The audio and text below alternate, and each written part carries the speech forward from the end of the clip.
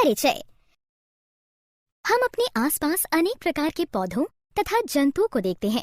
श्रुति, क्या तुम जानती हो कि इस पृथ्वी पर जंतुओं की लगभग 10 लाख से अधिक तथा पौधों की लगभग 5 लाख से अधिक प्रजातियां पाई जाती हैं? एक ओर जहां सूक्ष्मदर्शी देखे जाने वाले बैक्टीरिया, जिनका आकार कुछ माइक्रोमीटर होता है, पाए जाते हैं, वहीं दूसरी ओर 30 मीटर लंबे नीले हेल या कैलिफोर्निया के 100 मीटर लंबे रेडवुड पेड़ भी पाए जाते हैं।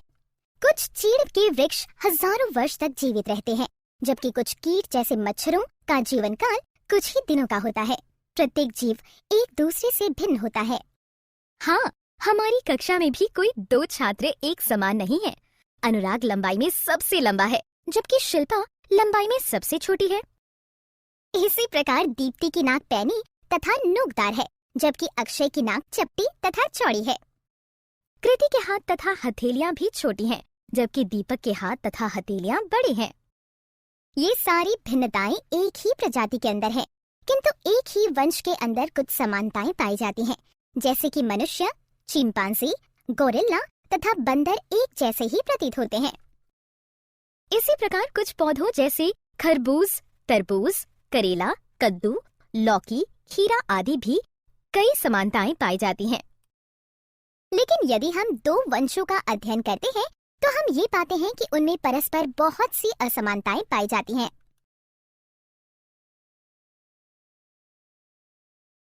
चलो एक क्रियाकलाप करके ये जानते हैं कि एक ही वंश के अंदर क्या-क्या समानताएं हैं तथा उसकी अन्य वंशों से क्या असमानताएं हैं। जब हम देसी और जर्सी गाय के शारीरिक गुणों का अध्ययन करते हैं, तो हम ये पाते हैं कि उनके गुणों में बहुत ही कम अंतर होता है। लेकिन जब हम भीड़ यानी झुंड में जर्सी गाय को देखते हैं, तो हम उसकी ऊंचाई तथा कदकाठी से उसे दूर से ही पहचान सकते हैं। लेकिन जब हम गाय और बंदर को देखते हैं, तो हम पाते हैं कि गाय की अपेक्षा मनुष्य और बंदर में ज्यादा समानताएं हैं, हालांकि ये सभी स्तनधारी हैं। उद्देश्य। इस पाठ के अंत में आप निम्न करने में सक्षम हो जाएंगे: वर्गीकरण के आधार को पहचानना, वर्गीकरण तथा विकास को समझना, वर्गीकरण समूह के पदानुक्रम को समझना, जगत मोनेरा के गुणों को समझना, जगत प्रोटिस्टा के गुणों को समझना, जगत कवक यानी फंजाई के गुणों को समझना, जगत प्लांटी के गुणों को समझना, जगत प्लांटी के वर्गों का पता लगाना। वर्गीकरण का आधार। जैसे कि हम पहले भी चर्चा कर चुके हैं कि लाखों वर्षों पहले से ही पृथ्वी पर जीवों में विविधता का विकास धीरे धीरे हुआ है। ये विविधता इतनी अधिक है कि हम एक एक करके इन सभी जातियों का अध्ययन पूरे जीवन काल में कर पाएंगे। अतः हम सभी जीवों में समानताएं ढूंढने के लिए उन्हें भिन्न भिन्न वर्ग अर्थात क्लास, समूह यानी ग्रुप, वंश यानी जेनरा तथा जाति यानी स्पीशीज में विभाजित कर सकते हैं तथा उसके बाद उनका अध्ययन कर सकते हैं। इस प्रकार समूह बनाने को वर्गीकरण कहते हैं। ये एक बड़ा प्रश्न है कि हमें वर्गीकरण की आवश्यकता क्यों है। इसे स्पष्ट करने के लिए निम्न बिंदु हैं। वर्गीकरण विभिन्न जीवों के अध्ययन को सरल बनाता है। वर्गीकरण एक हथियार है जिसके द्वारा कोई भी जीवन की विविधता को जान सकता है। वर्गीकरण जीवन की सभी दशाओं यानी अवस्थाओं का एक ही बार में अध्ययन कराने में सहायक है। वर्गीकरण भिन्न भिन्न समूहों वाले जीवों के परस्पर संबंधों को समझाने के लिए भी आवश्यक है। वर्गीकरण अन्य जीवों के विज्ञान के विकास के लिए एक नींव बनाता है। क्या तुम्हें पता है कि अरस्तु 384 से 322 बीसी को जंतु विज्ञान का पिता कहा जाता है और उन्होंने ही पहली बार जीवों को 2 समूहों में वर्गीकृत किया था। जीव जो कि उड़ सकते हैं वो हवा में रहते हैं, जीव जो कि उड़ नहीं सकते हैं वो जमीन तथा पानी में रहते हैं। अरस्तु के वर्गीकरण की सबसे बड़ी कमी ये थी कि भिन्न भिन्न जीव एक ही समूह में थे, जबकि एक जैसे जीव भिन्न भिन्न समूहों में थे, जैसे कि प्रवाल, व्हेल, ऑक्टोपस, स्टारफिश तथा शार्क सभी बिल्कुल भिन्न जीव हैं, परंतु वे सभी समुद्र में ही रहते हैं। अतः यह निर्धारित करने की आवश्यकता है कि जीवों को वर्गीकृत करने के लिए किस तरह की विशेषताएं होनी चाहिए। क्या तुम जानते हो कि विशेषताएं क्या होती हैं? मेरे ख्याल से यह जीव का एक निश्चित रूप या निश्चित कार्य है। ये विशेषताएं एक दूसरे से परस्पर संबंधित होती हैं। इनमें से कुछ निम्न प्रकार हैं। कोशिका की संरचना, एक कोशिकीय या बहुकोशिकीय, स्वपोषी या परपोषी, संगठन का स्तर, शरीर की रूपरेखा।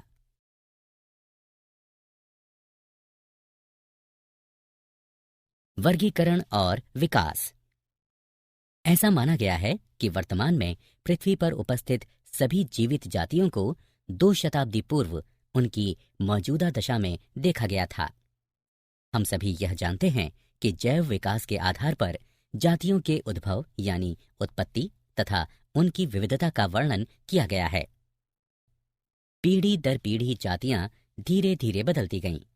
समय दर समय अंतराल के बाद पौधों तथा जंतुओं के भिन्न भिन्न समूहों की उत्पत्ति हुई। परिणाम स्वरूप विभिन्न विभिन्न जातियों की उत्पत्ति हुई तथा प्रत्येक जाति ने स्वयं को एक निश्चित पर्यावरण के अनुकूल ढाल लिया।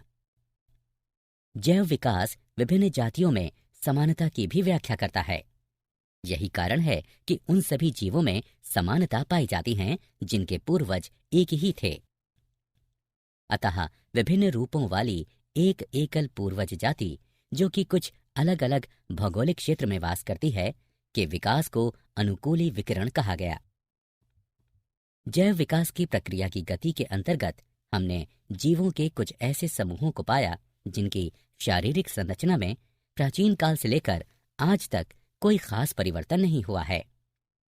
इस प्रकार के जीवों को आदिम अथवा निम्न जीव कहते हैं, जबकि जीवों के कुछ ऐसे समूह भी पाए गए जिनकी शारीरिक संरचना में प्राचीन काल से लेकर आज तक परिवर्तन हुआ है। इस प्रकार के जीवों को उन्नत अथवा उच्च जीव कहते हैं।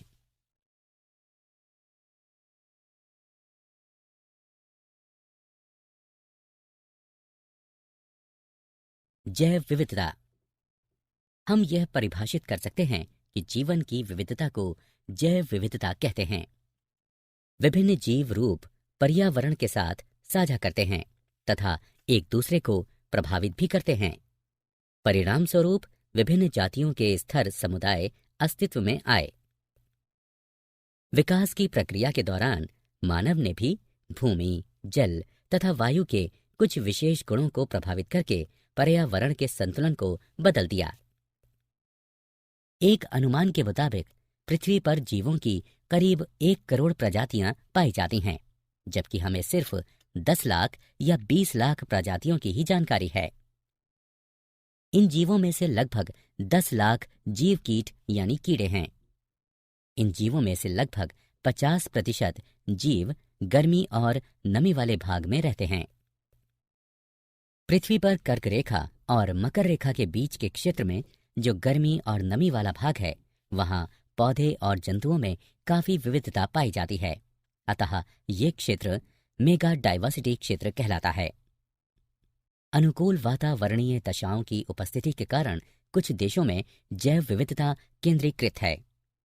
पृथ्वी पर जैव विविधता का आधे से ज्यादा भाग कुछ एक देशों जैसे ऑस्ट्रेलिया, ब्राजील, कोलंबिया, इक्वाडोर, चीन, Bharat, Indonesia, Madagascar, Malaysia, Mexico, Peru और जायरे में केंद्रित है।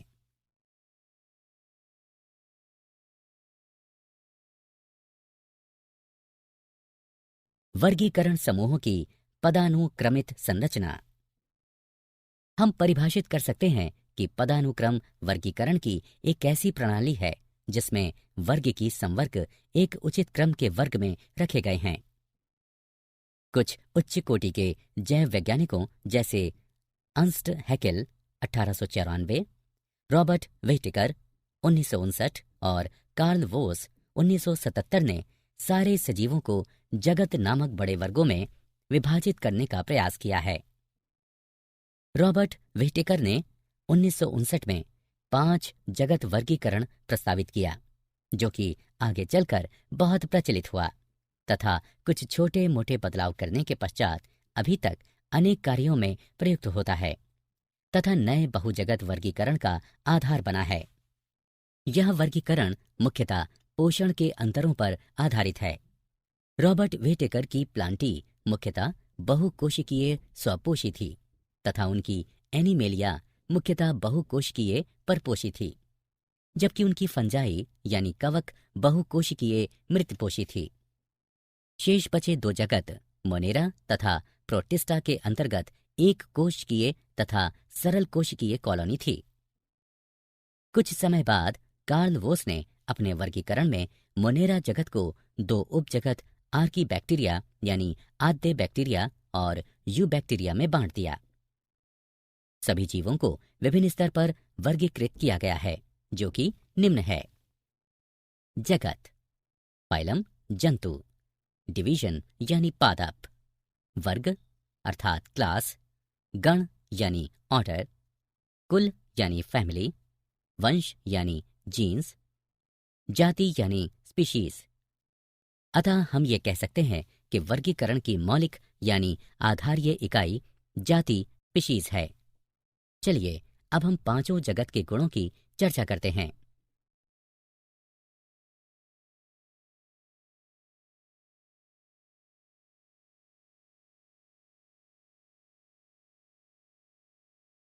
जगत मोनेरा। क्या तुम जगत मोनेरा के मुख्य गुणों को जानते हो, जो कि इस प्रकार हैं। इनमें केंद्रक भित्ति का अभाव होता है। ये राजधानी माइटोकॉन्ड्रिया तथा कशाभ 9-2 स्ट्रैंड विहीन होते हैं। ये एक कोशिकीय जीव होते हैं। इनके पोषण का मुख्य स्रोत अवशोषण है, किंतु कुछ समूह प्रकाश संश्लेषी अथवा रसायन संश्लेषी होते हैं। जनन प्रायः विखंडन अथवा मुकुलन यानी अलैंगिक विधि द्वारा होता है। मोनेरा की कोशिकाएं अति सूक्ष्म होती हैं। अधिकांश जीव में उभारयुक्त कोशिका भित्ति पाई जाती है। उदाहरणार्थ एनाबीना, नॉस्टॉक, ओसिल्लेटोरिया। जीवाणु। जगत मोनेरा को 2 उपजगतों में विभाजित किया गया है, आर्की बैक्टीरिया अर्थात आद्य बैक्टीरिया और यू बैक्टीरिया। जगत प्रोटिस्टा। सभी एक कोशिक यूकैरियोटिक को प्रोटिस्टा के अंतर्गत रखा गया है। प्रोटिस्टा में सरल संगठन पाया जाता है। या तो वे एक कोशिकीय होते हैं अथवा बिना किसी विशेषीकृत ऊतक वाले बहुकोशिकीय होते हैं। प्रोटिस्टा का यही सरल कोशिकीय संगठन उसे अन्य यूकैरियोट जैसे कि कवक, जंतु तथा पौधों से अलग करता है। प्रोटिस्टा शब्द का प्रथम प्रयोग एर्नस्ट हैकेल ने 1866 में किया था। प्रोटिस्टा को उच्च जगत की समानताओं के आधार पर विभिन्न समूहों, एक कोशिकीय जीव जैसे प्रोटोजोआ, पादप सदृश प्रोटोफाइटा, अधिकतर एक कोशिकीय शैवाल तथा फंजाई यानी कवक सदृश अवपंक कवक और जल कवक में विभाजित किया गया था। प्रोटिस्टा लगभग उन सभी वातावरण में वास करते हैं जहां जल पाया जाता है। बहुत से प्रोटिस्टा जैसे शैवाल प्रकाश संश्लेषी प्रोटिस्टा होते हैं तथा ये जैव तंत्र में मुख्य प्राथमिक उत्पादक होते हैं। यूकैरियोटिक होने के कारण इनकी कोशिका में एक सुसंगठित केंद्रक एवं अन्य झिल्लीबद्ध कोशिकांग पाए जाते हैं। कुछ प्रोटिस्टा में कशाभ एवं पक्षमाभ भी पाए जाते हैं। ये अलैंगिक तथा कोशिका संलयन एवं युग्मनज जाइगोट बनने की विधि द्वारा लैंगिक प्रजनन करते हैं। प्रोटिस्टा को क्राइसोफाइट, डाइनोफ्रेलेजिलेट, युग्लिनाइट, अवंपक कवक तथा प्रोटोजोआ में विभाजित किया है। उदाहरणार्थ शैवाल, डाइएटम तथा प्रोटोजोआ। जगत फंजाई यानी कवक। इस जगत में प्रायः बहुकोशिकीय परपोषी अपघटक पाए जाते हैं। उदाहरणार्थ यीस्ट, म्यूकर, एगेरिकस इत्यादि। ये प्रायः परपोषी यानी मृतजीवी तथा परजीवी होते हैं। फंजाई हवा, जल, मिट्टी में तथा जंतु एवं पौधों में परजीवी के रूप में पाए जाते हैं। ये क्लोरोफिल युक्त जीव नहीं होते हैं। इनका शरीर कवक तंतु से बना होता है। कुछ एक कोशिकीय फंजाई जैसे ईस्ट का उपयोग रोटी तथा बियर बनाने के लिए किया जाता है। फंजाई की कोशिका भित्ति काइटिन तथा पॉलीसेकेराइड की बनी होती है। फंजाई शैवाल के साथ स्थायी अंतर संबंध बनाती हैं, जिसे सहजीविता कहते हैं। ऐसे सहजीवी जीवों को लाइकेन कहा जाता है। फंजाई में जनन कायिक खंडन, विखंडन तथा मुकुलन विधि द्वारा होता है। अलैंगिक जनन बीजाणु, जिसे कोनिडिया कहते हैं, अथवा धनी बीजाणु अथवा चल बीजाणु द्वारा होता है। लैंगिक जनन निषिक्तांड, एंस्कस बीजाणु तथा बेसिडियम बीजाणु द्वारा होता है। विभिन्न बीजाणु सुस्पष्ट संरचनाओं में उत्पन्न होते हैं, जिन्हें फलनकाय कहते हैं। ये बीजाणु उत्पन्न बिना क्लोरोफिल युक्त जीव होते हैं। उदाहरण राइजोपस, म्यूकर, रस्ट तथा मशरूम। कुछ फंजाई रोग उत्पन्न करते हैं। उदाहरणार्थ गेहूं में किट रोग पक्सीनिया के कारण होता है। कुछ फंगल जैसे पेनिसिलियम से प्रतिजैविक एंटीबायोटिक का निर्माण होता है।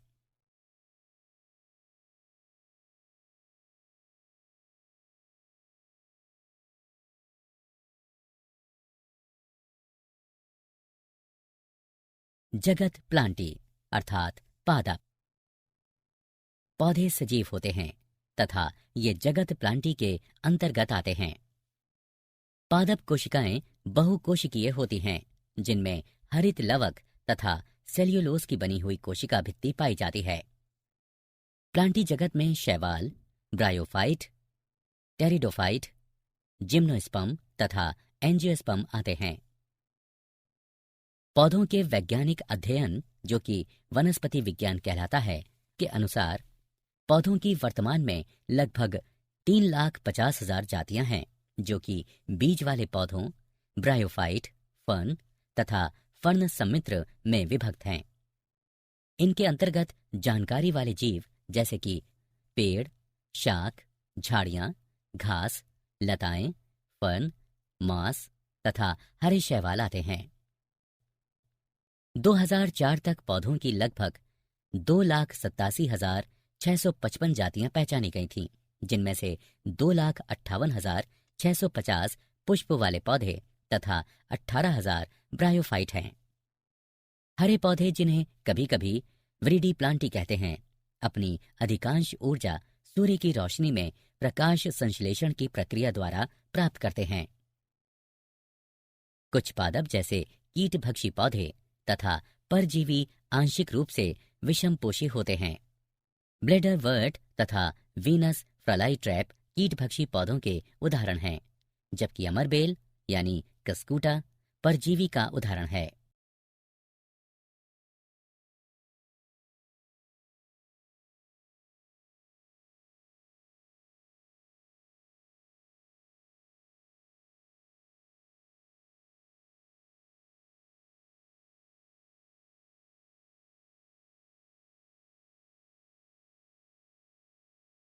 जगत प्लांटी यानी पादप के भाग। पौधों में प्रथम स्तर का वर्गीकरण इन तथ्यों पर आधारित है कि पादप शरीर के प्रमुख घटक पूर्ण रूपेण विकसित एवं विभेदित हैं अथवा नहीं। वर्गीकरण का अगला स्तर पादप शरीर में जल और अन्य पदार्थों को संवहन करने वाले विशिष्ट ऊतकों की उपस्थिति के आधार पर होता है। वर्गीकरण प्रक्रिया के अंतर्गत यह देखा जाता है कि पौधे में बीज धरण की क्षमता है अथवा नहीं। यदि बीज धरण की क्षमता है तो बीज फल के अंदर विकसित है अथवा नहीं।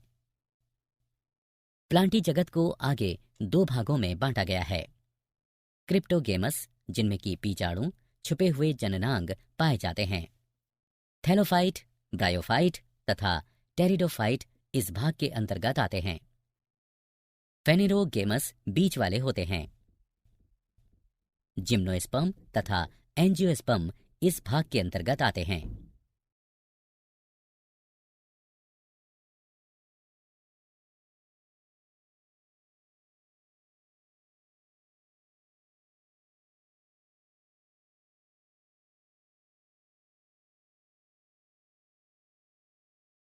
भाग थैलोफाइटा।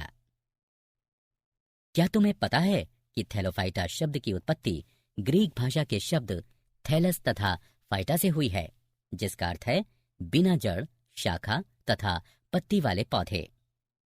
इन पौधों की शारीरिक संरचना में विभेदीकरण नहीं पाया जाता है।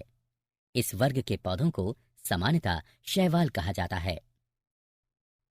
ये मुख्य रूप से जल में पाए जाते हैं। यूलोथ्रिक्स, स्पाइरोगाइरा, कारा, क्लेडोफोरा तथा अल्वा आदि शैवाल के कुछ उदाहरण हैं।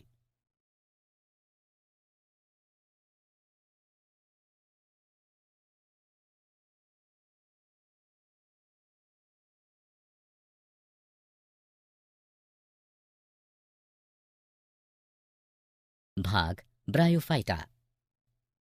समान रूप से ब्रायोफाइटा शब्द की उत्पत्ति ग्रीक भाषा के शब्द ब्रायोन तथा फाइटा से हुई है, जिसमें ब्रायोन का अर्थ है मॉस या लिपरवर्ट और फाइटा का अर्थ है पौधा। इस वर्ग के पौधों को पादप वर्ग का उभयचर कहा जाता है। यह पादप तना और पत्तों जैसी संरचना में विभाजित होता है। इसमें पादप शरीर के एक भाग से दूसरे भाग तक जल तथा खनिजों के संवहन के लिए विशिष्ट ऊतक नहीं पाए जाते हैं। उदाहरणार्थ मॉस यानी फ्यूनेरिया, मार्केशिया, रिक्सिया तथा एंथोसिरोस।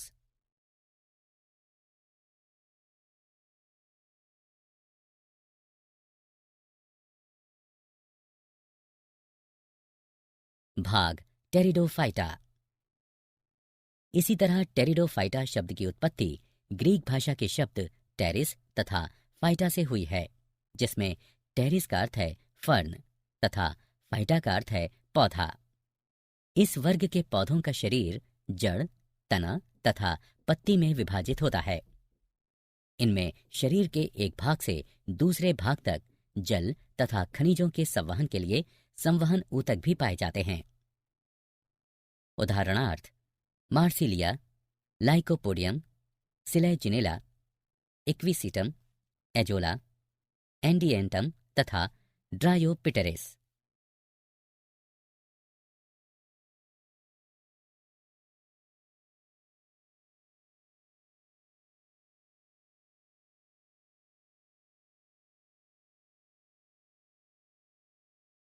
भाग जिम्नोस्पर्म। जिम्नोस्पर्म शब्द दो ग्रीक शब्दों जिम्नो तथा स्पर्मा से मिलकर बना है, जिसमें जिम्नो का अर्थ है नग्न तथा स्पर्मा का अर्थ है बीज। जिम्नोस्पर्म सबसे प्राचीन पौधे होते हैं तथा इनके बीज साधारण तथा नग्न होते हैं, अर्थात बीज फल के अंदर बंद नहीं होते हैं। ये सदाबहार, बहुवर्षी तथा काष्ठीय पौधे होते हैं। इन्हें दो समूहों में विभक्त किया गया है, साइकैडी और कोनिफेरी। उदाहरणार्थ गिनकोगो, साइकस तथा पाइनस।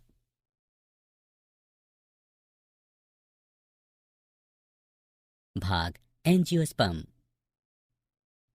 एंजियोस्पर्म दो ग्रीक शब्दों एंजियो और स्पर्मा से मिलकर बना है। एंजियो का अर्थ है ढका हुआ और स्पर्मा का अर्थ है बीज। एंजियोस्पर्म अत्यधिक विकसित पौधे होते हैं। इनके बीजों का विकास अंडाशय के अंदर होता है, जो बाद में फल बन जाता है। पुष्प में जननांग समूह में पाए जाते हैं, अतः इन्हें पुष्पी पादप भी कहा जाता है। पौधे के भ्रूण में बीज पत्र पाए जाते हैं। ये बीज पत्र पत्तियों के सदृश होते हैं, इसलिए इन्हें बीज पत्ती भी कहते हैं। बीज पत्रों की संख्या के आधार पर एंजियोस्पर्म वर्ग को दो भागों में बांटा गया है। एक बीज पत्र वाले पौधों को एक बीजपत्री और दो बीज पत्र वाले पौधों को द्विबीजपत्री कहा जाता है। कुछ उदाहरण हैं पाइसम यानी मटर, सोलेनम यानी आलू, रोजा यानी गुलाब, पाइकस यानी बरगद, मेलिया यानी नीम, मेलस अर्थात सेब तथा मैंगीफेरा यानी आम आदि।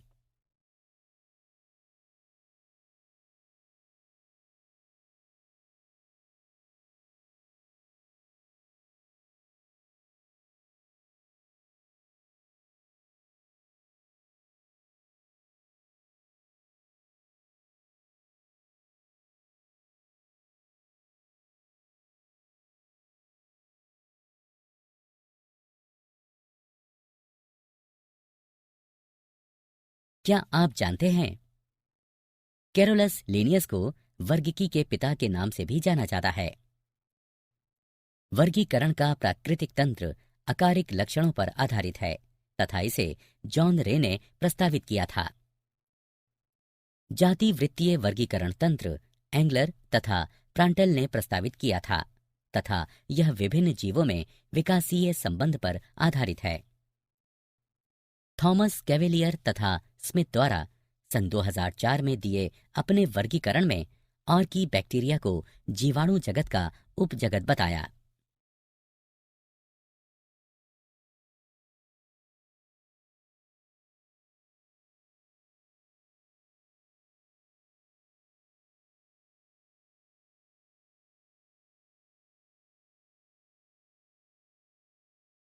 सारांश।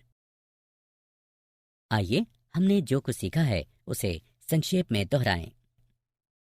वर्गीकरण जीवन के सभी रूपों की विविधता को समझने में हमें सहायता करता है। जीवन के रूपों का वर्गीकरण उनके जैव विकास से संबंधित है।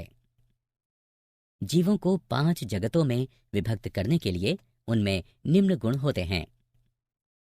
या तो जीव यूकेरियोटिक अथवा प्रोकैरियोटिक कोशिकाओं से मिलकर बने होते हैं, या तो जीव एक कोशिकीय या बहुकोशिकीय होते हैं, या तो जीवों में कोशिका भित्ति पाई जाती है, या तो जीव अपना भोजन स्वयं बनाते हैं।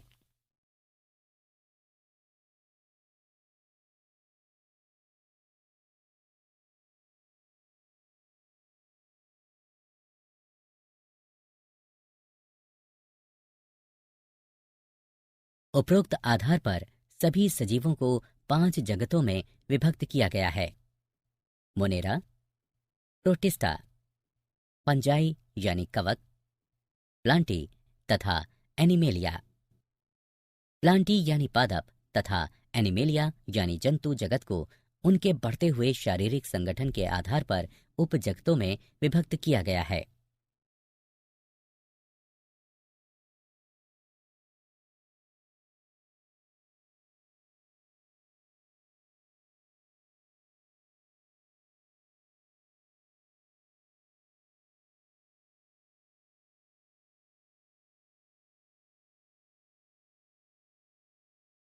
पौधों को 5 समूहों में विभक्त किया गया है। थैलोफाइटा, ब्रायोफाइटा, टेरिडोफाइटा, जिम्नोस्पर्म और एंजियोस्पर्म।